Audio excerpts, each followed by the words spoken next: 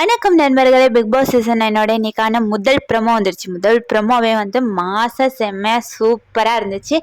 என்னன்னு பார்த்தீங்கன்னா, நம்மளோட அமித்தோட ஃபேமிலி வந்திருக்காங்க. அதாவது அவரோட வைஃப் ரஞ்சனியும் அவரோட குழந்தையும் வேற வந்திருக்காங்க. வந்ததுலேருந்து இத்தனை நாள் நேற்று முந்தா நாள் இந்த 2 டேஸும் அந்த ஃபேமிலிஸ் நிறைய எமோஷனலாக கொடுத்துருந்தாங்க. ஓகேவா?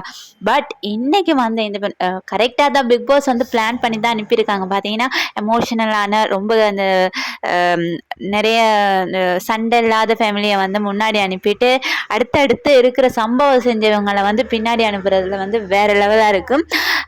ஆமாம் கைஸ், அமித்தோட வைஃப் வந்தாங்களே இன்னைக்கு. வந்த உடனே அரோரா, சாண்ட்ரா, பாரு இவங்க 3 பேரோட கேமை பற்றி பெர்ஃபெக்டாக போட்டு உடைச்சிருக்காங்க அமித்கிட்ட. ஓகேவா? அதாவது சாண்ட்ரா பற்றி என்ன சொல்கிறாங்கன்னா, அவங்க சேடாக போயிட்டு உட்காந்துக்கிறாங்க. பட் நீ நினச்சிக்கிற அவங்க சேடாக இருக்கிறாங்க. பட் அவங்க மலையாளம், ஹிந்தி எல்லா பிக் பாஸையும் கரைச்சி குடிச்சிட்டு சேச்சி விளையாடுறாங்கப்பா அப்படிங்கிற ஒரு விஷயத்த போட்டு உடைச்சிருக்காங்க. வேற லெவலாக மாசம் சொன்னாங்க. சாண்டா பற்றின அந்த ஒரு இது சொல்கிற போது மாசம் சொல்கிறாங்க.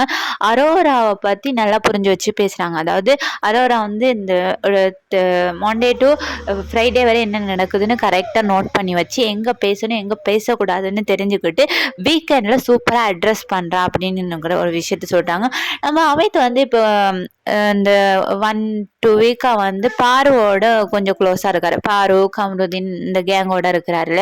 அதனால அமிதா கேட்குறாரு, பாரு எனக்கு பின்னாடி பேசுகிறாளா என்னன்ட்டு. அதுக்கு நல்ல ஒரு பாயிண்டாக சொல்லியிருந்தாங்க. என்னன்னு பார்த்தீங்கன்னா, பாரு தன்னோட கேமுக்கு மட்டும்தான் உண்மையாக இருக்கா. ஓகேவா? தான் வின் பண்ணுறதுக்காக அவள் எந்த ரேஞ்சுக்கு போவா, என்ன வேணாலும் பண்ணுவான். அது உண்மையான ஒரு விஷயம். நம்ம கமருதீன் விஷயத்துலையுமே அதுதான் நடக்குது.